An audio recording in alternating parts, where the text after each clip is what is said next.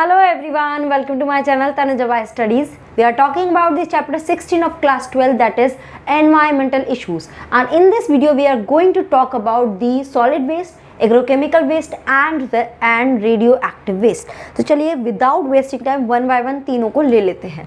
सबसे पहले ले लेते हैं solid waste. सॉलिड वेस्ट यानी ट्रैश में जो जाता है, मतलब ये सॉलिड आइटम जाते हैं. This waste is generally comes from our house और you can say from office. ठीक है, वहाँ से आता है. जैसे कि क्या क्या आ सकता है, अगर आप बात करेंगे तो क्या रहेगा, जैसे कि क्लॉथ हुआ. ठीक है, वेजिटेबल्स, जो हमारी बची कुची वेजिटेबल्स हैं वो रह गई इसमें. लाइक फूड आइटम इसमें इंक्लूड हो गया. जो भी फूड अगर हम थोड़ा सा खाया हुआ बचा हुआ फेंकते हैं डस्टबिन में, that also comes in this category. इसके अलावा लाइक प्लास्टिक हो गया. ठीक है, लेदर और ग्लास यू कैन से. Okay, so such kind of material comes under in this category. Office के एंड से या हॉस्पिटल के एंड से. ठीक है, कहाँ से, हॉस्पिटल से भी आ सकता है. तो जितनी भी हॉस्पिटल के सिरिंज या फिर उनका जो वेस्ट प्रोडक्ट रहते हैं वो सब इसमें इंक्लूड होते हैं. ई वेस्ट इसके अंदर इंक्लूड हो सकता है, जिसमें कंप्यूटर के पार्ट्स, कुछ वायर, ये सब जो भी ट्रैशेस है ना, ये सब किस कैटेगरी में आता है, सॉलिड वेस्ट में आता है. अब क्या होता है, इनका जनरली डिस्पोज कैसे किए जाते हैं. They are generally dispose by landfill. कैसे किया जाता है, लैंडफिल के थ्रू इसको डिस्पोज किया जाता है. उसमें जनरली करते क्या हैं, हम एक डीप पिट बनाते हैं और उस पिट में ये सारा ट्रैश को फिल कर देते हैं. And this is covered by mud, और मड से उसको कवर कर दिया जाता है. ठीक है ना. ओके, बट फिर भी this one method, this landfill method is not appropriate. ठीक है, ये अप्रोप्रिएट नहीं है. Now question comes, why it is not appropriate, क्यों नहीं है. द फर्स्ट रीजन व्हाट, ये जितना भी इसमें ट्रैश है ना, ये सारा बायोडिग्रेडेबल नहीं है. एज यू कैन सी, देखो प्लास्टिक हो गया, ये सब बायोडिग्रेडेबल नहीं है. तो यानी कि पूरी तरह से तो डिकम्पोज हो नहीं पा रहा. एंड जब यहाँ पे रेनिंग के through when water goes into these pits, ठीक है, तो वाटर क्या करता है, इससे पूरा सीप आउट होकर और कहाँ चला जाता है, नीचे. कहाँ पर, अंडरग्राउंड वाटर में. ठीक है, क्या होता है, अंडरग्राउंड वाटर में जाके मिक्स होता है. बट जब ये वेस्ट के थ्रू सीप आउट होके, ये क्या कर रहा है, सीप होके जाता है, तो उसकी वजह से क्या होता है, जो अंडरग्राउंड वाटर है वो कैसा रहता है, पॉल्यूटेड रहता है. ओके, तो क्या हुआ, रेन वाटर है, इट सीप आउट और इट सीप थ्रू द वेस्ट, और उसकी वजह से जो अंडरग्राउंड वाटर है that become polluted. So polluted underground water. तो ये एक इसका सबसे बड़ा माइनस पॉइंट है, बिकॉज सारा जितना भी वेस्ट है वो डिकम्पोज नहीं हो रहा है, क्योंकि इसमें बायोडिग्रेडेबल के अलावा नॉन बायोडिग्रेडेबल कंपाउंड्स भी प्रेजेंट है. ठीक है ना. एंड दूसरी चीज़ क्या है, because of our over population. Okay, हमारी पॉपुलेशन लगातार बढ़ती जा रही है, जिसकी वजह से हमारा जो वेस्ट है वो भी क्या हो रहा है, बढ़ता जा रहा है. There is a large waste. Okay, जितने ज़्यादा घर होंगे उतना ही ज़्यादा वेस्ट भी निकलेगा. एंड जितना ज़्यादा वेस्ट होगा, ठीक है, मोर लैंडफिल की ज़रूरत होगी. हमें ज़्यादा लैंडफिल बनाने पड़ेंगे, यानी कि we need more space for landfill, and which is also a quite serious problem, because एक तो हमारा पॉपुलेशन बढ़ता जा रहा है, we need more space for habitat. अब उसकी जगह अगर वेस्ट डिकम्पोज के लिए भी हमें ज़्यादा हैबिटेट की ज़रूरत हो, ज़्यादा स्पेस की ज़रूरत होगी, then it will create a huge problem. ठीक है, तो ये दो मेन रीज़न है जिसकी वजह से लैंडफिल में ये सब चीज़ें इतनी अप्रोप्रिएट नहीं हो सकती. अब प्रॉब्लम कहाँ आ जाती है कि क्या हम इसका सोल्यूशन कर सकते हैं, what could be the solutions of this kind of problem, कि भाई लैंडफिल में नहीं कर पा रहे हैं, देन व्हाट टू डू. तो क्या किया जा सकता है, we have to divide this waste. ठीक है, इस वेस्ट को 3 कैटेगरी में डिवाइड करना होगा.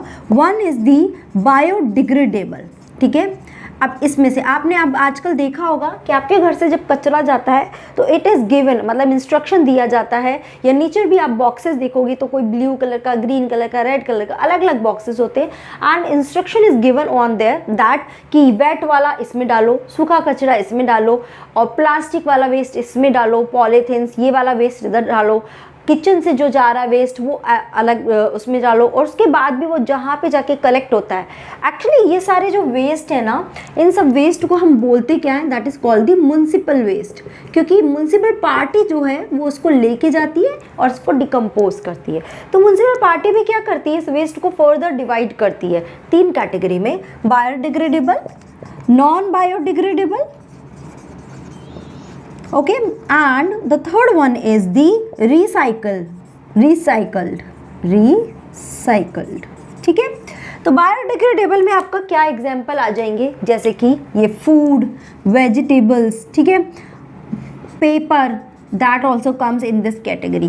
तो इनको क्या किया जाता है, इनको जनरली ऐसे ही एक लैंडफिल में ये पूरे को फिल कर दिया जाता है और वापस ऊपर मड से कवर कर दिया जाता है।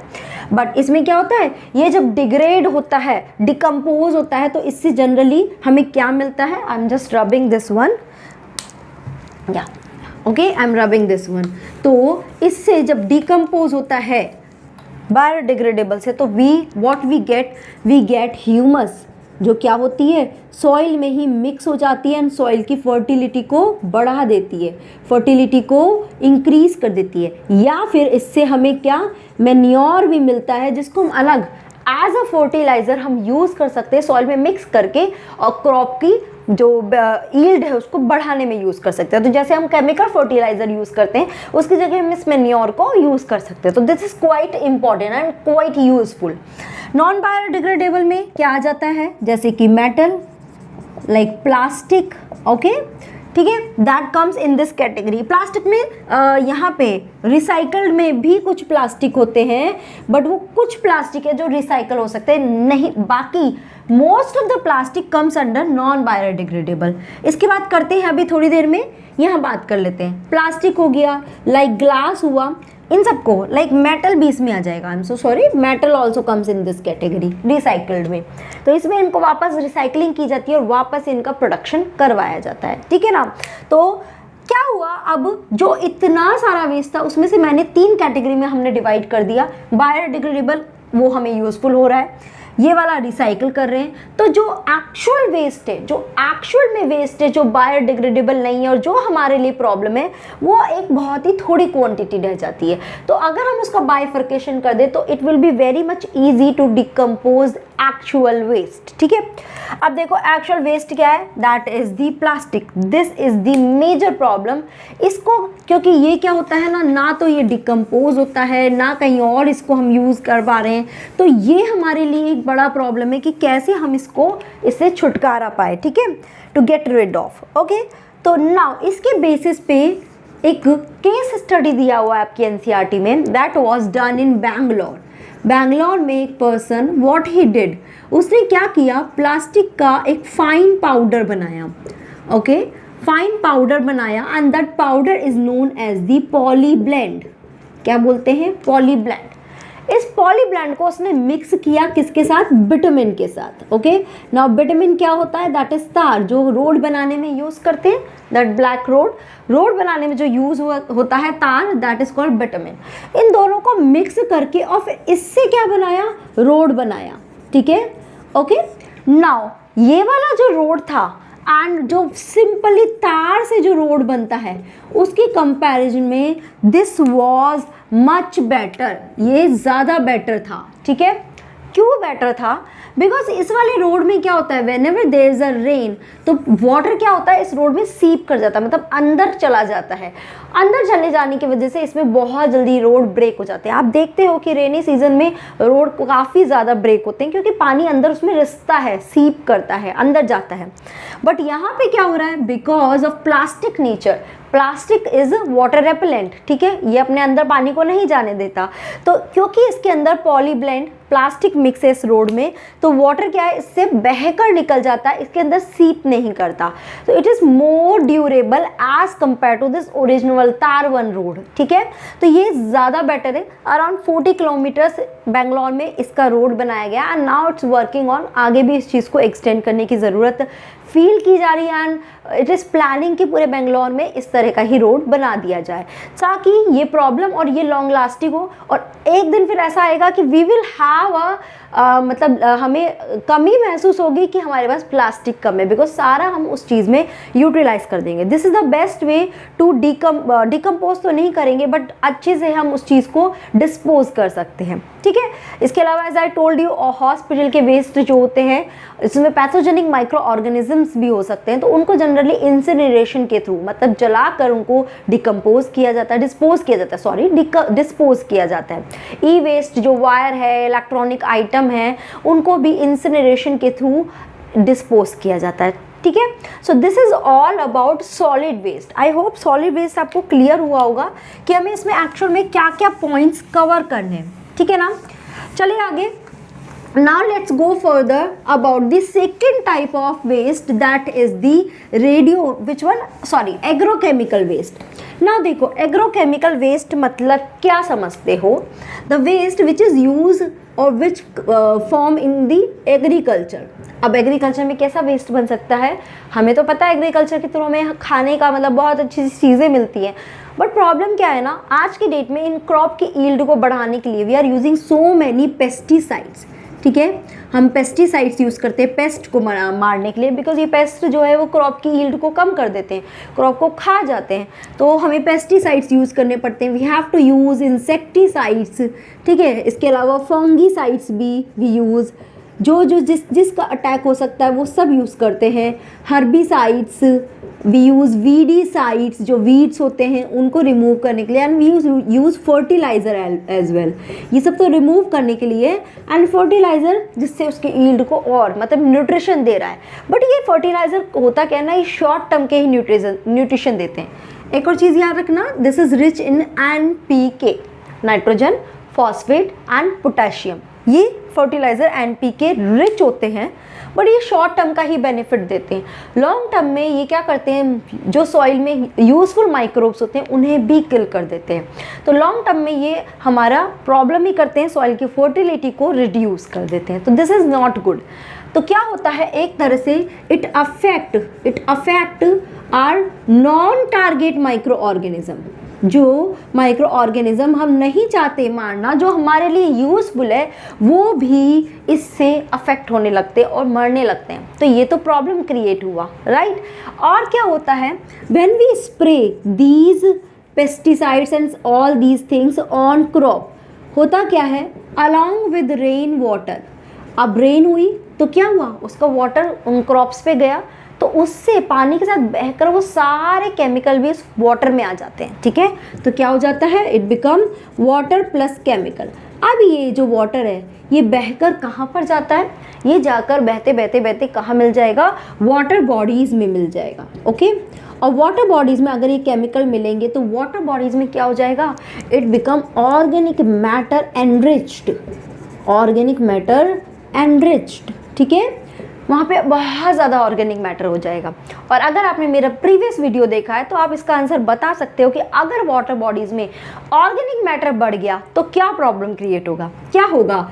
सिंपल सी चीज़ है, it will start creating algal Bloom, ठीक है। वहाँ पे एल्गल ब्लूम बन जाएगा, वहाँ की BOD जो है वो एनहांस हो जाएगी और डिज़ोल्व ऑक्सीजन बहुत ही कम हो जाएगा, और जितने भी एक्वेटिक एनिमल वो सब मरना शुरू हो जाएंगे, क्योंकि ये पूरी लेयर एल्गी की वहाँ पे मतलब स्प्रेड हो जाएगी। तो that will create oxygen deficient environment in that aquatic system, ठीक है ना यहाँ तक। दूसरी चीज़ क्या हो सकती है, बिकॉज ये जो फर्टिलाइजर्स हैं इनमें हम कम DDT भी यूज़ करते हैं, you know DDT, this is not degradable as well as not the digestible, सिर्फ एक्यूमुलेट हो जाता है बॉडी के अंदर, एक्यूमुलेट हो जाता है, ना तो डिग्रेड कर सकते हैं ना इसको एक्सक्रीट किया जा सकता है, ये बॉडी से बाहर भी नहीं जाता, बॉडी के अंदर ही एक्यूमुलेट हो जाता है, ठीक है। तो DDT का भी मैं लास्ट क्लास में अच्छे से बता चुकी हूँ। उसकी वजह से यहाँ पे क्या क्रिएट हो जाएगी problem, that is biomagnification.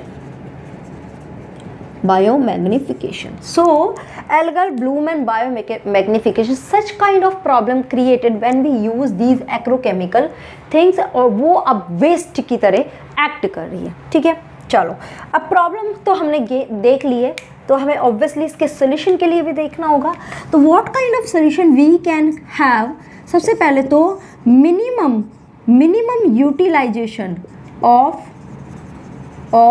These अब पेस्टिसाइड्स मैं लिख देती हूँ डायरेक्टली, पेस्टिसाइड्स या ये जितने भी फर्टिलाइजर्स हैं इनका यूज़ जितना कम हो उतना कर सकते हैं। तो फिर नेक्स्ट क्वेश्चन आता है, अगर इन्हें यूज़ नहीं करेंगे तो क्रॉप का यील्ड कैसे बढ़ाएंगे? तो we can use instead of this cow dung, ठीक है, ये एज अ मैन्योर काम करेगा। We can use bio pesticides, ठीक है, रिप्लेस करेगा पेस्टिसाइड्स को, पेस्टिसाइड्स की जगह we can use bio pesticides, bio fertilisers we can use, और जितना हो सके मिनिमम यूज़ करें, ताकि ये क्या करे, हमारी सॉइल को भी एनरिच करेगा, फर्टिलिटी कम नहीं करेगा बल्कि एनरिच करेगा, और नेचुरल चीज़ें हैं यूज़ कर रहे हैं तो हम ऑर्गेनिक फार्मिंग की तरफ स्विच कर सकते हैं, ठीक है। So this is how we can handle such kind of problem create, ठीक है। नाउ नेक्स्ट आ जाते हैं रेडियो एक्टिव वेस्ट, ठीक है, थर्ड वाला वेस्ट की बात करते हैं, that is radio active waste. अब रेडियो एक्टिव वेस्ट सबसे पहले तो बनता कहाँ है? जो हमारे क्या होते हैं, न्यूक्लियर पावर प्लांट, क्या होते हैं, न्यूक्लियर पावर प्लांट, ठीक है। देखो छोटे छोटे टॉपिक है बट क्या है ना, क्वेश्चन बन सकते हैं, राइट। तो न्यूक्लियर पावर प्लांट, वहाँ पे क्या होता है, अगर वहाँ पे कुछ लीकेज शुरू हुई तो उसमें लार्ज अमाउंट ऑफ रेडिएशंस यहाँ से निकलने लगेगी और बाहर एनवायरनमेंट में स्प्रेड हो जाएगी। तो ये एक इसलिए कुछ हम अगर ध्यान नहीं दे रहे हैं तो वहाँ पे ये क्रिएट हो सकती है। एंड दूसरा the fuel which we use, which is use for electricity बनाने में जो फ्यूल यूज़ होता है उसमें कुछ अनबर्न वेस्ट रह जाता है, that also responsible for radiation, ठीक है। तो ये तो कुछ प्रॉब्लम्स हैं जिनकी वजह से रेडिएशंस क्रिएट होते हैं। करता क्या है, क्या इफ़ेक्ट करते हैं, they act on our macromolecule, और आपको मालूम होगा मैक्रोमोलिक्यूल मतलब हमारे डीएनए पे एक्ट करेगा और उससे क्या क्रिएट कर देगा, म्यूटेशन, ठीक है, डिफेक्ट क्रिएट कर देगा। So these radiation are very very harmful. Now हो गया problem. Now what could be the solution, क्या करें हम इन वेस्ट को कहाँ डिस्पोज करें, कैसे इन चीज़ों को सही जगह से डिस्पोज करें। The first thing is what, proper care should be taken, ठीक है, किस चीज़ के लिए, रिगार्डिंग लीकेज, ठीक है, हमें ध्यान देना होगा कि कहीं कोई लीकेज तो नहीं हो रहा है while utilising such kind of equipments. The second thing is what about the dispose, हम इस रेडियो एक्टिव वेस्ट को कैसे डिस्पोज करें। तो देखो इसको डिस्पोज करने का भी एक तरीका होता है। जो ये वेस्ट होता है it is mixed with liquid glass, जो ग्लास जो होते हैं ना, हमारे कांच के ग्लास होते हैं, ठीक है, वो ग्लासेस जो होते हैं वो बनता कैसे, पहले लिक्विड होता है फिर वो ड्राई होकर सॉलिडिफाई हो जाता है। तो लिक्विड ग्लास में हम इस वेस्ट को मिक्स कर देते हैं तो हमें क्या मिल जाता है, जब ये सॉलिडिफाई होता है तो ग्लास की एक स्लैब मिल जाती है जिसके अंदर पूरा वेस्ट भी अंदर इसके अंदर सॉलिडिफाई हो गया। अब इस ग्लास स्लैब को लेकर हम क्या करते हैं, we keep this glass slab in a concrete box, एक कॉन्क्रीट बॉक्स के अंदर इस ग्लास स्लैब को हम रख देते हैं, ठीक है। तो व्हाट वी विल डू, एक बॉक्स लिया, this is the concrete box, और उसके अंदर हमने क्या रखा, इस ग्लास स्लैब को रखा। Now this whole unit is put, क्या करते हैं, बहुत डेप्थ में अराउंड 500 मीटर ग्राउंड में क्या करते हैं, डिग आउट करते हैं या हम पिट बनाते हैं, और उसमें इस ग्लास स्लैब को पूरा रख दिया जाता है, मतलब कंक्रीट बॉक्स के साथ इसको पूरा रख दिया जाता है, ऊपर से वही मड के थ्रू कवर। बट ये इतना डेप्थ में है कि अगर इसमें से रेडिएशंस रिलीज भी होंगी तो वो ऊपर तक पहुंच नहीं पाएगी और हमें नुकसान नहीं कर पाएगी, ठीक है।